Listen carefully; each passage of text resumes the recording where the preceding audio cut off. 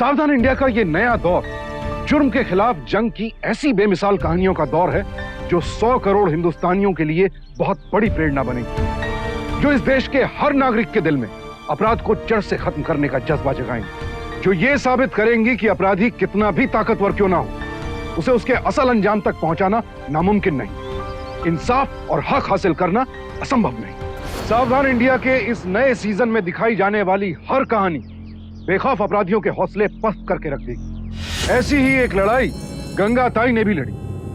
आज हम गंगा ताई की कहानी आपको दिखाने जा रहे हैं। हक की हर मांग को बुलंद आवाज देने वाली गंगा ताई, हर दुख और दर्द को हंसकर पीने वाली गंगा ताई, बेसहारा और लावारिस बच्चों की मसीहा गंगा ताई। कहते हैं चूंकि भगवान हमेशा सबके पास नहीं रह सकता, इसलिए उसने मां को बनाया। लेकिन 1241 बच्चों की एक मां, आप भी सुनकर हैरान होंगे कि ऐसा कैसे मुमकिन है। आज के दौर में जहां 2 बच्चों को पालने में लोगों को इतनी मुश्किलात का सामना करना पड़ता है, वहां एक औरत इतने सारे बच्चों का पालन पोषण कैसे कर सकती है। गंगा ताई का जन्म समाज के एक पिछड़े वर्ग के बेहद गरीब परिवार में हुआ था।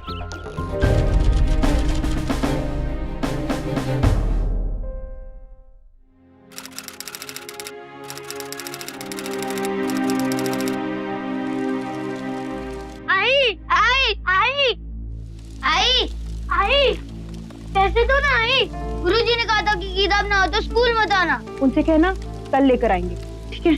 अभी यहाँ धुआं बहुत है, बाहर जाकर खेलो। अरे अरे धीरे से बाबा। नारायण, तेरे को रुकने को बोला था, रुका क्यों नहीं? क्यों मारे इसे सर? क्यों मार रहे? इसने लकड़ी चुराया है जंगल से, और तुमको मालूम है लकड़ी चुराना अपराध है। साहब, हमारे आदमी को छोड़ दीजिए साहब। साहब, वो जंगल से अब लकड़ी कभी नहीं तोड़ेगा साहब। वो ऐसे नहीं छूट सकता। जाओ जाओ, अदालत से जमानत के कागज लेके आओ। हमारे पास अगर वकील को देने को पैसे रहते तो साहब हम लकड़ी क्यों तोड़ता साहब जंगल से साहब?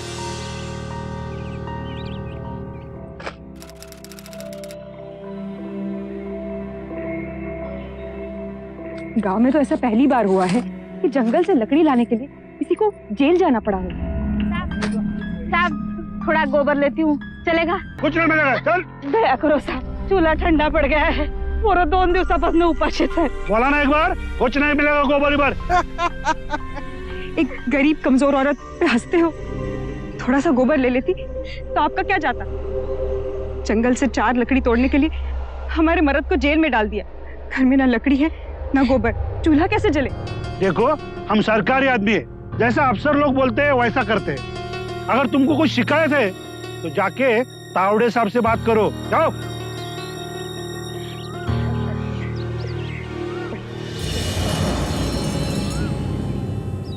हमें तावड़े साहब से मिलना है। तेरे को कितनी बार बोला, ये लोग को कंपाउंड के अंदर मत लो, सबको बाहर निकलो।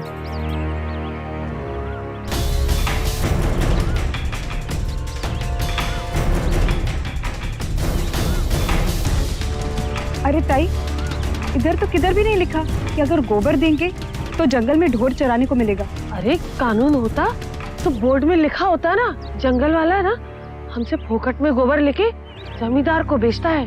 हाँ। गाय हमारी तो उसका गोबर भी हमारा ही होना चाहिए ना। वो गोबर बेचकर जो पैसा मिलता है वो जंगल डिपार्ट का कैसे हो जाएगा? या तो ये लोग बेईमान हैं या तो कानून गलत है।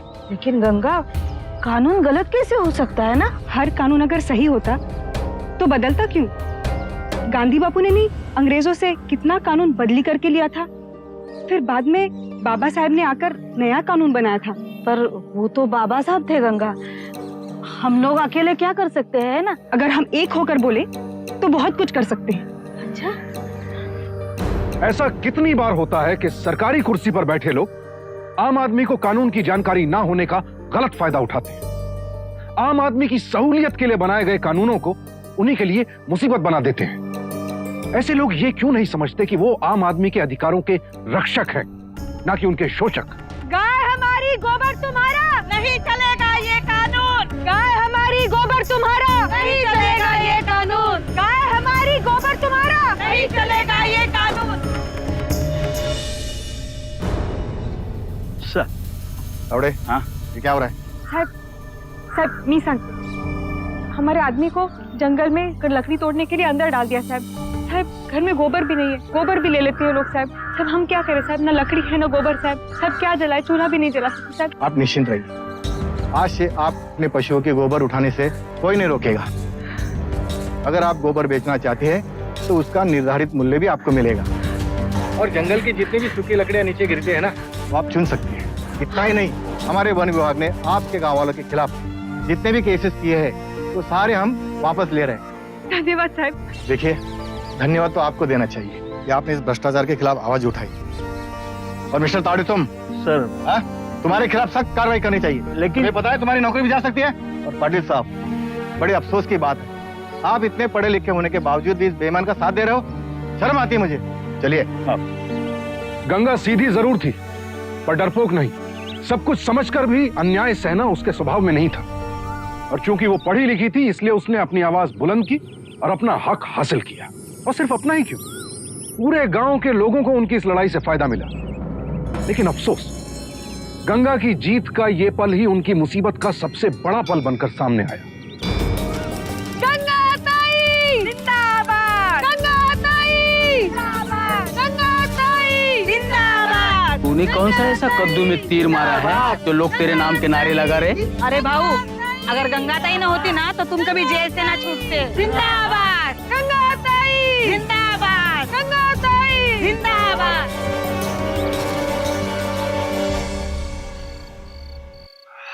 क्या नार भाऊ? अरे वो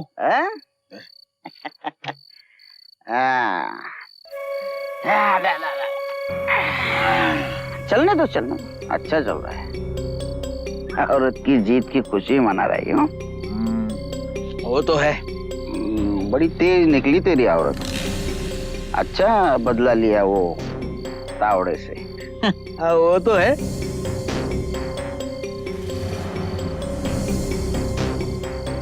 बदला? किस बात का बदला? सारा गांव जानता है और तुझे मालूम नहीं। गाँव जानता है? तेरी औरत गंगू और वो तावड़े का 1 साल से लफड़ा चल रहा है। 1 साल से। तावड़े? कौन तावड़े? तावड़े मालूम? अरे अरे नारिया, अरे वही तावड़े, जंगल वाला अफसर। गंगू उसके साथ भाग जाने वाली थी। नहीं नहीं, इसको यकीन नहीं हो रहा है। पूछ पूछ। अब एक दिन का हो तो बताओ ना, वो तो पूरे साल भर का लफड़ा था। गाय चराने का तो सिर्फ बहाना था।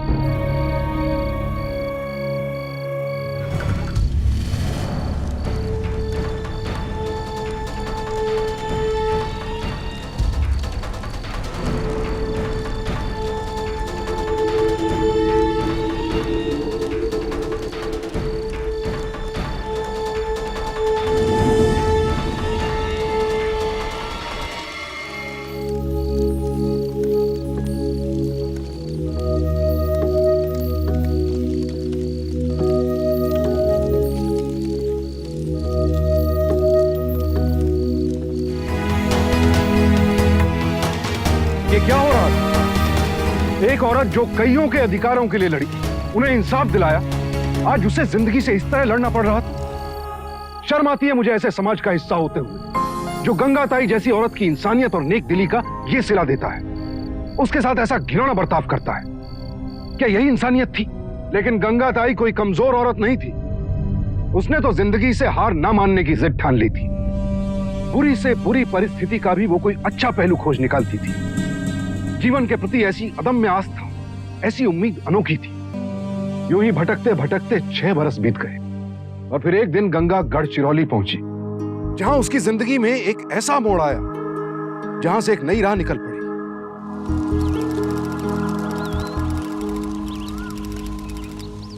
आपको बार बार बोला गया कि जंगल का यह क्षेत्र मानव मुक्त भाग क्षेत्र घोषित कर दिया गया है, इसलिए अब आप यहाँ नहीं रह सकते। इस जगह को छोड़ने की अंतिम तारीख 15 मार्च थी, जिसके ऊपर भी आपको 1 महीना और समय दिया गया। बार बार चेतावनी दिए जाने के बाद भी आपने अपने जानवरों को यहाँ से नहीं हटाया है, इसलिए अब हम इन्हें जब्त कर रहे हैं। चलो लेकर चलो इन्हें।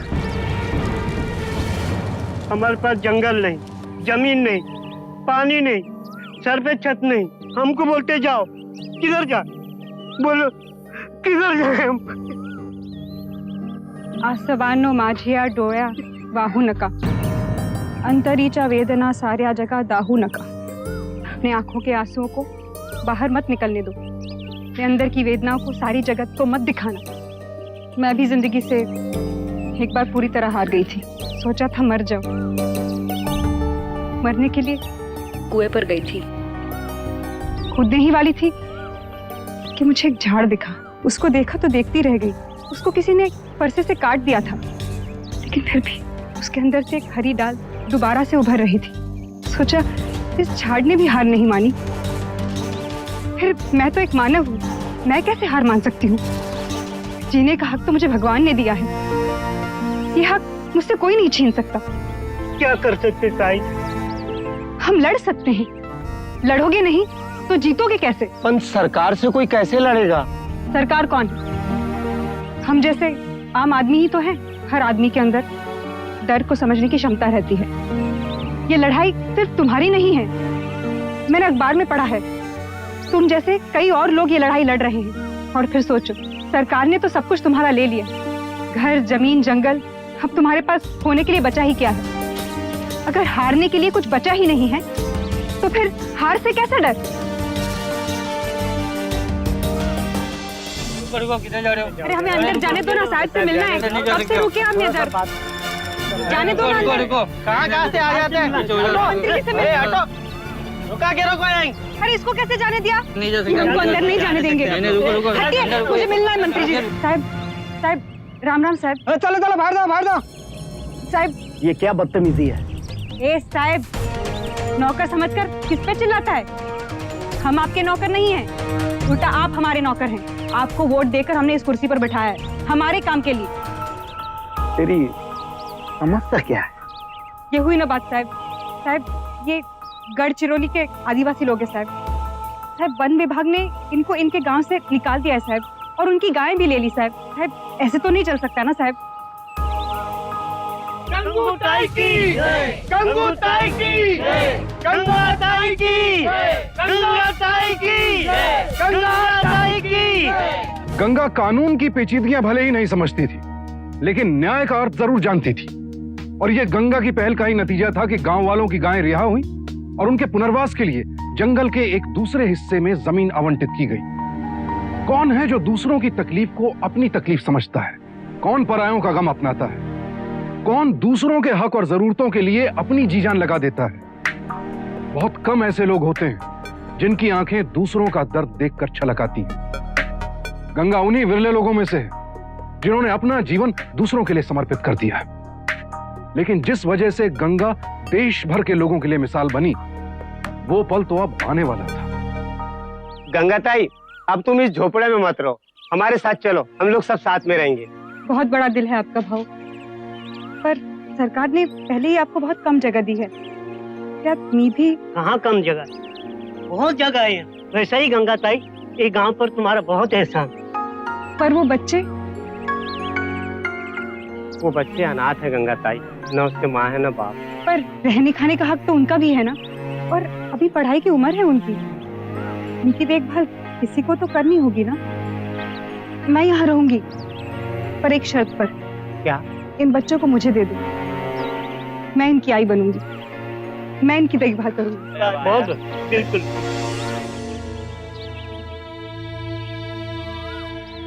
बच्चों खेल रहे हो, इधर आओ। तुम्हारा नाम क्या है? मोहन, रवि, दीपक, पूजा। तुम लोगों की आई नहीं है? नहीं।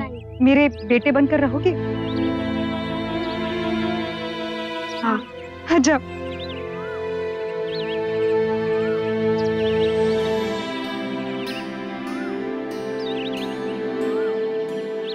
तेरे आई बाबा नहीं है? बाबा है। तू भीख क्यों मांगता है? वो बाबा ने दादा के पास भेज दिया भीख मांगने के लिए। मैंने भेज दिया? तेरा पैर नहीं है इसके? नहीं, पहले मेरा पैर था, मगर जब बाबा ने दादा के पास भेजा तो दादा ने मेरा पैर काट दिया। दादा कौन? वही पक्किया दादा, वो जाड़े से, उनकी लंबी मूंछ है, काली काली। जिस दिन बाबा लेके आए थे ना, उसी दिन मेरा पैर काट दिया था। कहाँ मिलेंगे तुम्हारे ये पकिया दादा? क्यों? तुम उनसे लड़ाई करोगे? मत लड़ो, वो तुम्हारे भी हाथ पैर काट देंगे। भिखारी गैंग? हाँ सर, वो उनके हाथ पैर काट कर उनसे भीख मंगवाते हैं सर। लेकिन अब करते क्या? अनाथ बच्चों की देखभाल करना ही अब मेरा जीवन। अरे अनाथालय चलाने का लाइसेंस है तुम्हारे पास? सर वो तो नहीं है, पर वो छोड़िए ना, देखिए ना इस बच्चे के साथ क्या किया है उन लोगों ने। है कौन बच्चा? क्या तुम्हारा बेटा है या भतीजा? अगर रिपोर्ट लिखानी हो तो पहले इसके माँ बाप को लेके आओ, वो जब बोलेंगे तब देखा जाएगा। साहब जाओ, चली जाओ ऐसे। सड़कों पर भीख मांगते अपाहिज बच्चों की जिंदगी का एक कड़वा सच ये भी है, देश भर में कई ऐसे गिरोह सक्रिय हैं जो बच्चों को जबरन अपाहिज बनाकर इस धंधे में धकेल देते हैं। और ऐसे गिरोहों की पहली नजर उन बच्चों पर होती है जिनका इस दुनिया में कोई नहीं होता। सरकार ने ऐसे बच्चों के पुनर्वास के लिए कई योजनाएं बनाई हैं। इस बुराई को रोकने के लिए भरपूर प्रचार भी किया जाता है, लेकिन इस असलियत को झुटलाया नहीं जा सकता कि सरकार के तमाम प्रयास अब तक कारगर साबित नहीं हुए हैं।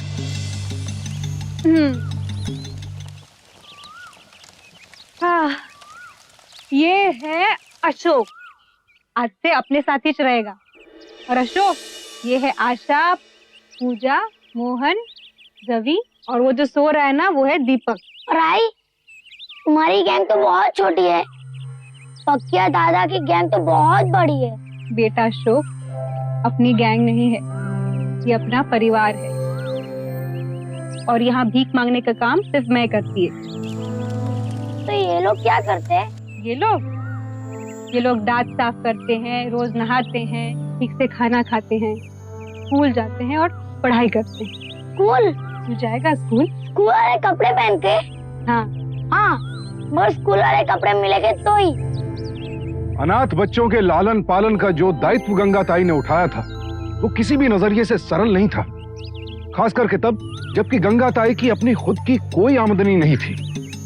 ऐसे में अपने छोटे से झोंपड़े में लगातार बढ़ते जा रहे बच्चों की देखभाल के लिए गंगा ताई ने सहायता और सहयोग के लिए जगह जगह घूमना शुरू किया। अरे भाई, मैंने कहा ना आपसे कि सरकार आपकी कोई मदद नहीं कर सकती। सरकार ने पहले ही बहुत सारे, अरे आइए सब बैठिए, पहले ही सरकार ने बहुत सारे अनाथालय खोल रखे हैं। अब आप जाइए। साहब खोले हैं, लेकिन वो तो शहर में खोले हैं, गांव में तो कोई अनाथालय नहीं है। आप कमाल करती हैं। एक तो आपके पास अपनी कोई जमीन नहीं है, कोई साधन नहीं है, और आप चाहती हैं कि अनाथालय खोलें और उसके लिए सरकार आपकी मदद करे। बराबर है साहब, मेरे पास कुछ भी नहीं है, पर मेरे पास एक चीज है जो आपके सरकार के पास भी नहीं, वो है इरादा।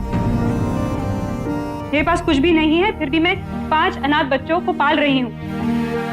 ऐसे कितने अनाथ होंगे जिनको आसरा चाहिए होगा। सोचिए, जिनका कोई नहीं है वो बुरे से बुरे हालत में भी जिंदा रहते हैं। अरे भाई, अतः जाना।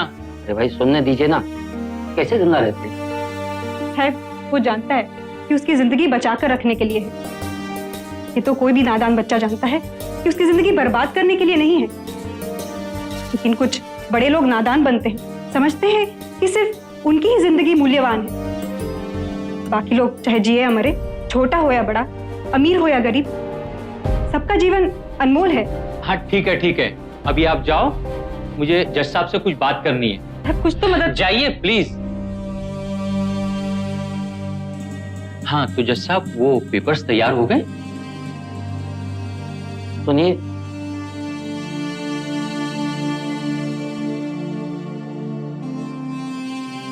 आप करती क्या हैं?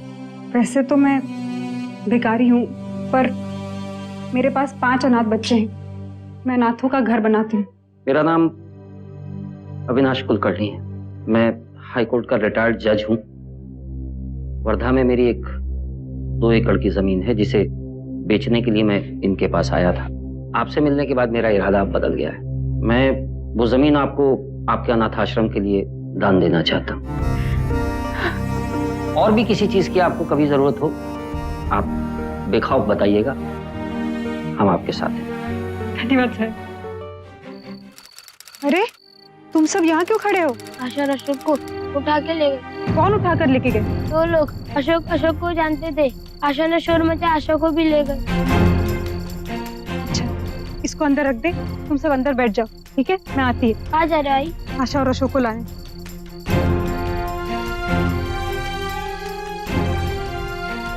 भाव भाव भाव, मेरे 2 बच्चे खो गए, एक 9 साल का बेटा और 7 साल की बेटी।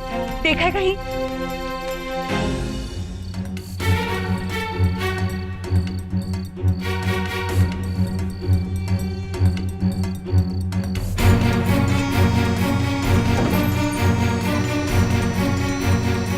पक्के भाई। आशा, अशोक। रुक।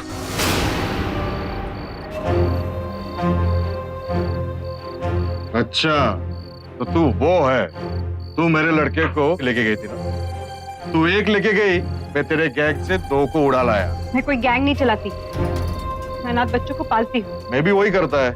उनके हाथ पैर काट कर, गूंगा बहरा बनाकर। ये तेरा झोल पानी तेरे पास रख, तेरे इधर लेक्चर सुनने के लिए नहीं बैठा है मैं। तेरे बच्चे मुझे वापस दे दो। नहीं देगा, जा। क्या कर लेगी? अरे पकिया, जरा सुन तो। अरे अरे गंगा, तू? काका, ये बेटी तेरी है? और बेटा भी। उसे जानता है? ये भी पहले भिखारन थी। अच्छा। ए पकिया, बचपन से मैं तेरे को कितने प्यार से पाला है, हैं? और मैं तेरे कितना ख्याल रखा है। और वो काका क्या बोलता है? मैं तेरे को पाला कि तू मेरे को पाला? हाँ, मैं भीख मांगता था और तू ऐश करता था। अच्छा, तेरे को जो अच्छा लगता है वैसे ही समझ, लेकिन मैं तेरे को कितना बच्चा लोग ला के दिया, बोल, दिया ना? बस उसके बदले में तो इसकी बेटी इसको दे दे। काका, इसमें ऐसी क्या बात है जब तू आज ऐसी बात कर रहा है? तू जैसा समझ रहा है ना, ये वैसी औरत नहीं है, ये बहुत अच्छी औरत है। अरे अच्छी औरत होगी तो अपने घर की, मुझे क्या लेना देना इससे? देख पक्या, मेरी खातिर इसकी बेटी इसको दे दे पक्या, दे दे। और बेटा भी। बेटा कहाँ से? वो मेरा लड़का है, वो मैं वापस नहीं देगा। ये तो काका बोल रहा है ना, इसके लिए लड़की वापस कर रहा हूँ। विलास जी भाऊ, दे दे इसको लड़की। नहीं, बेटी नहीं, बेटा। अरे लेकिन तेरी तो बेटी थी ना। मुझे बेटा चाहिए। और तुम्हें क्या करना है? तुम्हें तो एक बच्चा चाहिए ना, तुम बेटी को रख लो, मैं बेटा लेकर जाऊं। क्या फर्क पड़ता है मेरे को, किसी एक को लेके जा। विलास। जी भाऊ। खोल दे उस लड़के को। गंगाताई ने यह कैसा अजीब फैसला लिया है। अपने जीवन में कई संकटों और मुसीबतों का सामना करने वाली गंगाताई के सामने आज एक ऐसा संकट था जिसने उसे विचित्र दुविधा में डाल दिया।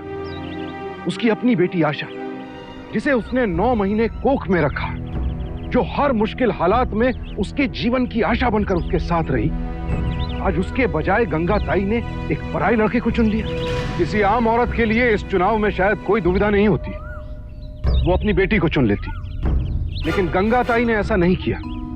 इसका यह मतलब कतई नहीं था कि गंगाताई अपनी बेटी के बजाय उस पराये लड़के को ज्यादा प्यार करती थी, बल्कि उनके दिमाग में तो एक योजना थी, एक ऐसी योजना जिसे सफल बनाने की खातिर उन्होंने अपनी बेटी तक को दांव पर रख दिया। साहब, वो गैंग वाले लोग इस बच्चे को मेरे घर से उठा ले गए थे। साहब, मेरी बेटी भी लेकर गए हैं। इसे तो मैं छुड़ा ले आई, लेकिन मेरी बेटी उनके पास है। साहब, अब जल्दी चलिए, वरना वो उसको भी अपाहिज बना देंगे। अरे अगर बचाना था तो अपनी बेटी को बचाती ना। साहब, अगर बेटी को बचाती तो आप रपट नहीं लिखाते। अब जल्दी चलिए, वरना मेरी बेटी को कुछ हो जाएगा। पराये बच्चों को बचाने के लिए तो अपनी बेटी को छोड़ा ही, तेरी जैसी औरत मैंने आज तक नहीं देखी। चल जिप निकाल।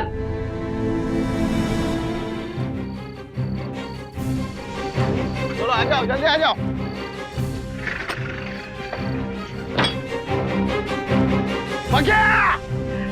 पुलिस!